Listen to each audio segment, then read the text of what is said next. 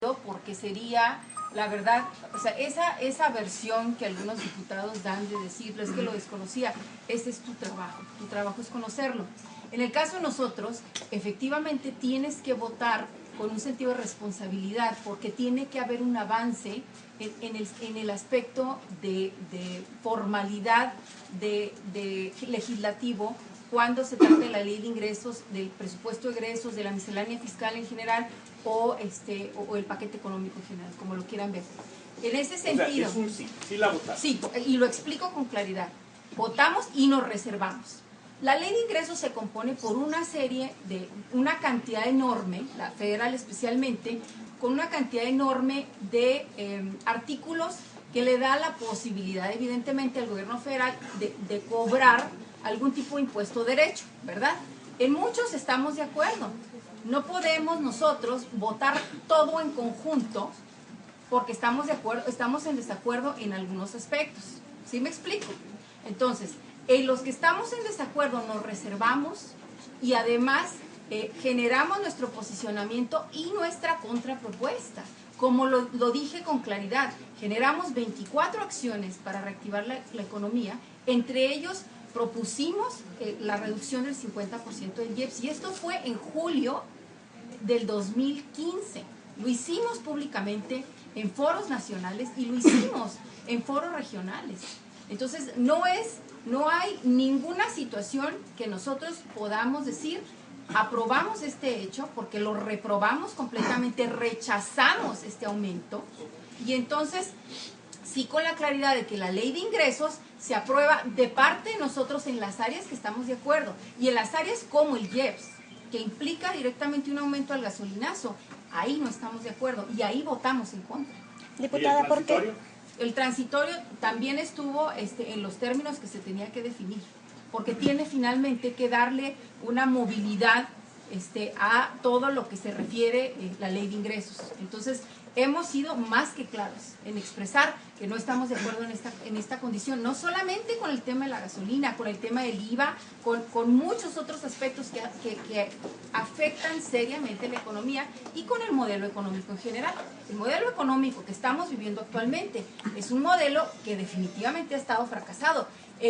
La reforma fiscal última del 2015, nosotros fuimos más que claros como grupo parlamentario, quienes en su momento estaban y ocupaban esa función, pero como partido de manera institucional, y actualmente sabemos y vivimos las consecuencias de una reforma fiscal tóxica que ha sido dañina y muy perjudicial, sobre todo para el estado de Chihuahua y para las fronteras.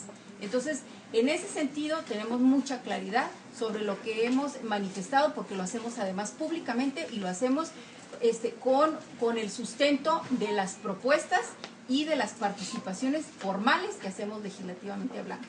Diputada, ¿cuáles fueron los argumentos a favor para votar por la liberación de los precios de la gasolina? Bueno, ¿cuál es la justificación o por qué razones sí votaron a favor de esta liberación? La liberación de la gasolina en el modelo original no tenía, tendría que haberse avanzado a la par con una infraestructura que estamos presionando y tratando de buscar que se cree.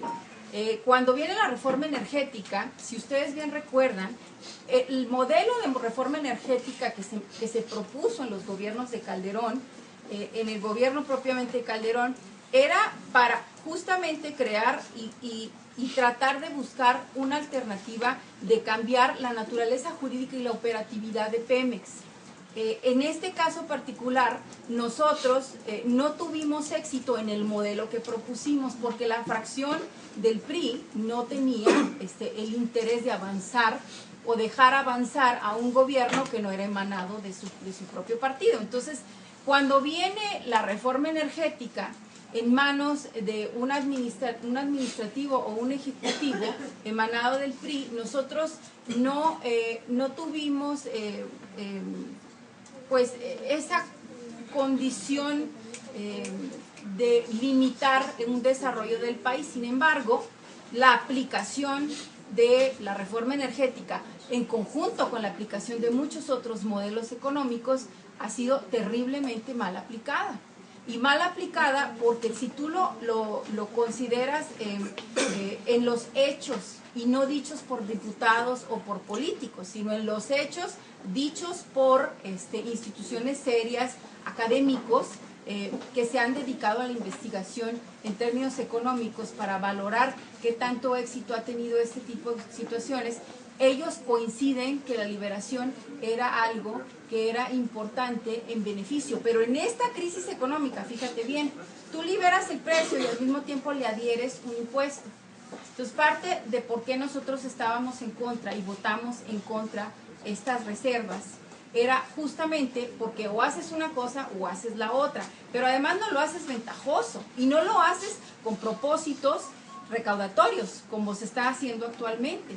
Entonces, esta es la parte donde nosotros hemos tenido una conversación legislativa interna bastante agitada y de manera continua con legisladores emanados del PRI y del Verde Ecologista, porque en muchos aspectos, en lo general, tú puedes estar de acuerdo, pero en la forma, el fondo puede tener una manera que le da un sustento a un desarrollo económico que buscas, ¿no? Pero en lo particular ves una serie de deficiencias desde la aplicación hasta la manera como se va desarrollando en hechos, ¿no? Algo que nos cuesta mucho a los mexicanos es la corrupción. Creo que si se hubiera implementado la reforma energética, te voy a dar un ejemplo, se construyó una refinería que costó más de 600,000 millones. ¿Qué pasó con esa refinería? ¿Por qué tenemos una producción tan baja como país de gasolinas nosotros?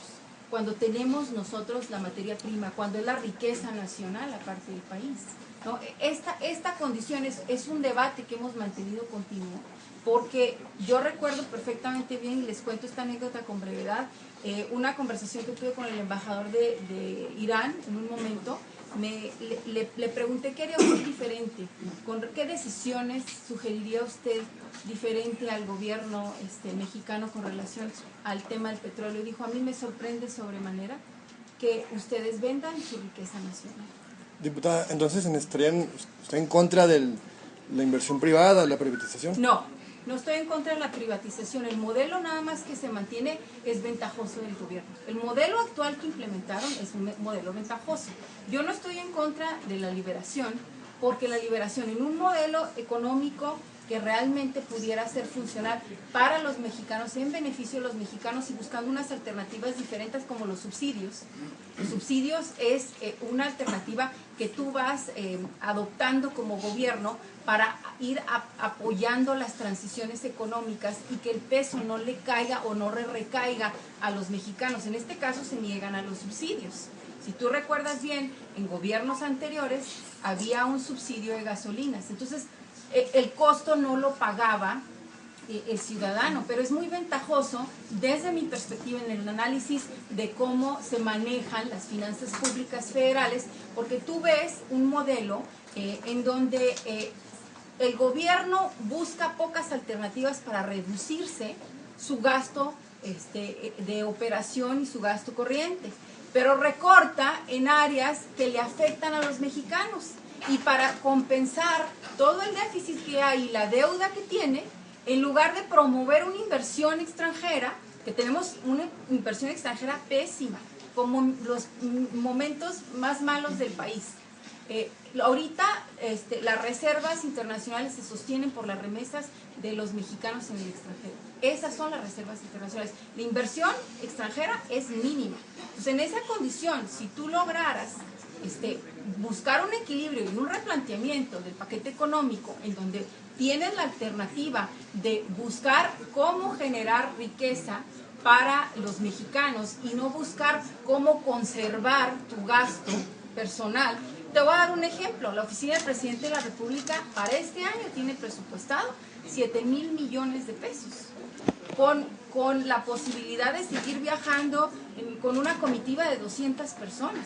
¿Me explico? No hay una voluntad real que tú veas de la Presidencia de la República de reducir su gasto, de apretarse el cinturón y no cargarle la factura a los mexicanos. Esa es la diferencia que nosotros tenemos en los modelos que se aplican. ¿Sí me explico? Es básicamente eso. ¿Hay alguna otra pregunta?